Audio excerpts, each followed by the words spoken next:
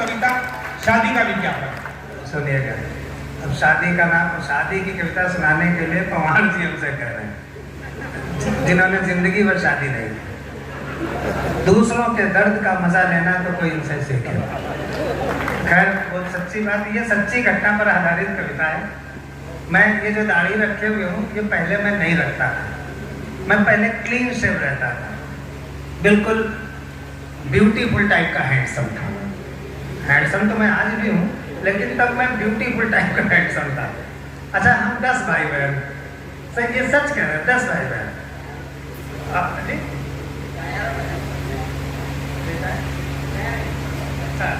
पवार जी कह रहे हैं रिटायर्ड हैंडसम। अरे आप रिटायर्ड हैं तो हमें क्यों रिटायर किए दे रहे हैं? तो मैं क्लीन शेव रहता था। मेरे पिताजी के 10 बच्चे, माता पिता के 10 बच्चे, 9 की शादी हो चुकी है। मेरी शादी नहीं तय हो पा रही थी। मैं क्लीन शेव रहता था, कोई ससुर आता ही नहीं था। कोई मुस्कान को थोड़ा ढाके मतलब अभी आनंद आता है, बहुत अच्छा। कोई ससुर आता ही नहीं था, मैं क्लीन शेव रहता था। पिताजी एक आया ससुर, हमको देखा और चल दिया। पिताजी ने कहा आप क्यों जा रहे हैं भाई साहब? बोला इससे कौन शादी करेगा, ये तो बच्चा है। तो मुझे बहुत बुरा लगा। मैंने पूरी दाढ़ी रख ली, यहाँ से लेके यहाँ तक बड़ी दाढ़ी। दूसरा आया, वो भी हमको देख के जाने लगा। पिताजी ने कहा आप क्यों जा रहे हैं? बोला इससे कौन शादी करेगा, ये तो बच्चा, ये तो गुंडा है। एक ने कहा बच्चा, दूसरे ने कहा गुंडा है। तब मैंने मध्य मार्ग अपनाया। फिर भी कोई प्रपोजल नहीं आया। एक दिन लखनऊ में कवि सम्मेलन था, तो दोपहर के खाने यही सारे लोग आमंत्रित थे। ये दोनों बच्चे नहीं थे, तब थे ही नहीं ये लोग मंच पे। पवार जी, प्रवीण जी, विष्णु जी, ये 3 लोग आमंत्रित थे। जहाँ कहीं दुनिया में अच्छा कवि सम्मेलन कराना होता है, वहाँ यही 3 लोग आमंत्रित किए जाते हैं। तो ये लोग दोपहर के खाने में मेरे घर बैठे हुए, भगवान कसम सच्ची करता हूँ। तो पिताजी मेरे मुंह लटकाए बैठे हुए। पवार जी ने कहा कि भाई साहब आप इतना दुखी क्यों हैं? अब जुड़े रहिएगा। मेरे पिताजी ने क्या कहा, भाई साहब आप इतना दुखी क्यों हैं?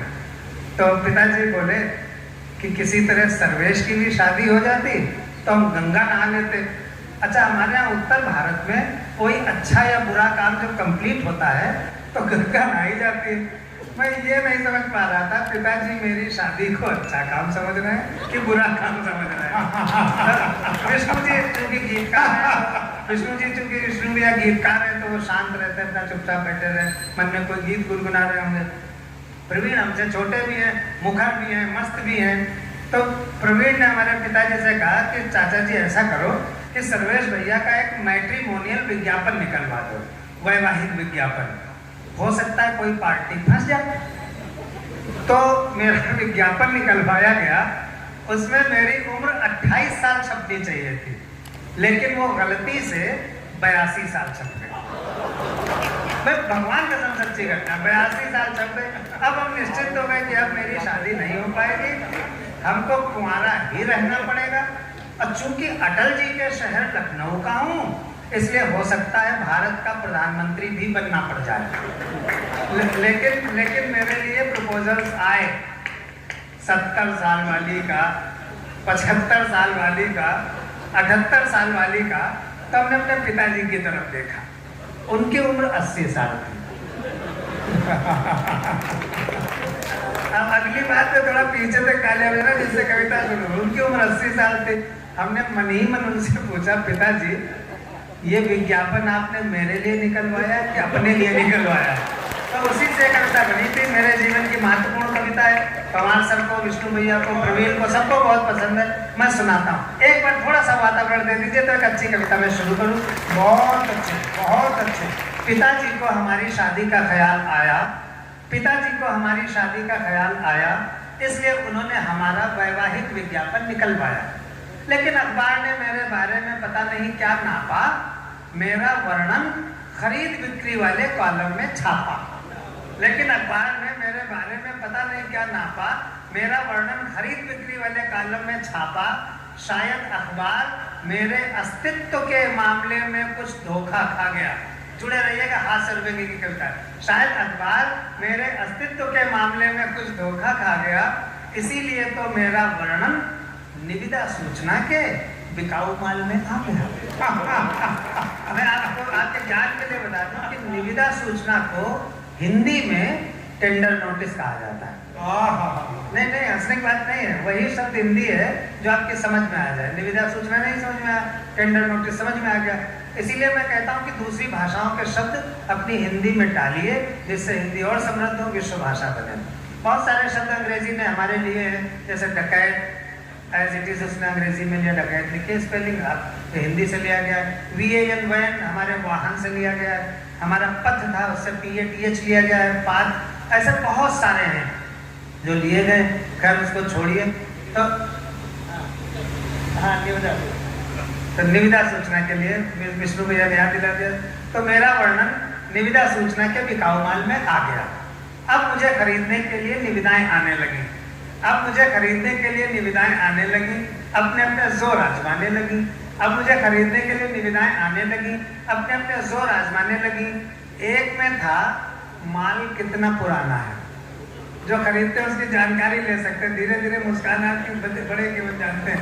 एक में था माल कितना पुराना है, दूसरे में था क्या जहां है जैसा है वहीं से उठाना है। वाह! एक में था माल कितना पुराना है, दूसरे में था क्या जहां है जैसा है वहीं से उठाना है। तीसरा पूछ रहा था मशीनरी की क्या कंडीशन है। वाह वाह! और चौथे पे मुस्कान उठे। तीसरा पूछ रहा था मशीनरी की क्या कंडीशन है, और चौथा जानना चाह रहा था क्या एक बार ट्रायल करने की परमिशन है। पिताजी को लगा मामला तो संगीन होता जा रहा है, पिताजी को लगा मामला तो संगीन होता जा रहा है। अच्छा खासा नौकरीशुदा विवाह योग्य बेटा लगता है बिगड़ी हुई मशीन होता जा रहा है। इसलिए पिताजी ने अखबार को उसकी गलती के मामले में कंप्लेंट दर्ज कराई। अखबार ने भूल सुधार की और अगले दिन मेरे बारे में सूचना किराए के लिए खाली में आई। अगले दिन मेरे बारे में सूचना, अब असली कविता शुरू होती है। अब मेरे बारे में सूचना किराए के लिए खाली में आई। कई किराएदार आए, कुछ तो साथ में एडवांस तक लाए। कई किराएदार आए, कुछ तो साथ में एडवांस तक लाए। एक किराएदार से पिताजी ने पूछा, महोदय कौन है आप? अब जुड़िएगा, अब मन दीजिएगा। एक किराएदार से पिताजी ने पूछा, महोदय कौन है आप? वो बोला, पढ़ी लिखी जवान बेटी का गरीब बाप। एक किराएदार से पिताजी ने पूछा, महोदय कौन है आप? वो बोला, पढ़ी लिखी जवान बेटी का गरीब बाप। आपने सूचना निकाली है कि आपका नौकरीशुदा विवाह योग्य बेटा किराए के लिए खाली है। हालांकि मैं आपको मुंह मांगी रकम कभी नहीं दे पाऊंगा, लेकिन वादा करता हूं कि अपना घर द्वार बेचकर कम से कम 1-2 साल के लिए किराए पर अवश्य देता हूं। हालांकि मैं आपको मुंह मांगी रकम कभी नहीं दे पाऊंगा, लेकिन वादा करता हूं कि अपना घर द्वार बेचकर कम से कम 1-2 साल के लिए किराए पर अवश्य ले पाऊंगा। आप मुझे हताश मत कीजिएगा, आप मुझे हताश मत कीजिएगा। इस गरीब बेटी के बाप को निराश मत कीजिएगा। अगर आप इशारा समझ चुके हो कविता किधर जाना चाहते तो आप मुझे सहयोग कीजिएगा। आप मुझे हताश मत कीजिएगा, इस गरीब बेटी के बाप को निराश मत कीजिएगा, क्योंकि इससे मेरा कल्याण हो जाएगा। भले 1-2 साल के लिए ही सही, पर एक निर्धन बेटी को सुहाग तो मिल जाएगा। भले 1-2 साल के लिए ही सही, पर एक निर्धन बेटी को सुहाग तो मिल जाएगा। और मेरी समझदार बेटी आपका पूरा किराया अदा कर जाएगी। अगर एक त्रासद स्थिति आपके सामने दिखे तो आप आशीष दीजिए कि मैं अच्छा लिखूं। और मेरी समझदार बेटी आपका पूरा किराया अदा कर जाएगी, और आपका इशारा पाते ही किसी न किसी वजह से मर जाएगी। तब आप किराया बढ़ा दीजिएगा, तब आप किराया बढ़ा दीजिएगा। अपने बेटे को दूसरी जगह उठा दीजिएगा, तब आप किराया बढ़ा दीजिएगा। अपने बेटे को दूसरी जगह उठा दीजिएगा, क्योंकि दहेज के मौसम में आजकल ऐसे भी दिन आने लगे हैं। अगली पंक्ति में आपकी पूर्ण सहमति की तालियां चाहता हूं पीछे तक, क्योंकि दहेज के मौसम में आजकल ऐसे भी दिन आने लगे हैं कि माँ बाप अपने विवाह योग्य बेटों को किराए पर उठाने लगे हैं। और गरीब माँ बाप की बेटियां कविता समापन की तरफ बढ़ना चाहती है। आप अच्छी तालियों से विदा कर दीजिएगा। गरीब बेटे, आप मुझे हताश मत कीजिएगा, इस गरीब बेटे के बाप को निराश मत, वो बोल गया ना बीच में, तो थोड़ा सा गरीब माँ बाप की बेटियां इसी तरह अपनी गरीबी का प्रायश्चित करती रहती हैं, और गरीब माँ बाप की बेटियां इसी तरह अपनी गरीबी का प्रायश्चित करती रहती हैं, इसीलिए तो शादी के बाद बहुत जल्द किसी न किसी वजह से मरती रहती हैं। तो भाइयों बहनों, ये जो मैं आपको हंसता मुस्कुराता, अंतिम एक लाइन, तो भाइयों बहनों,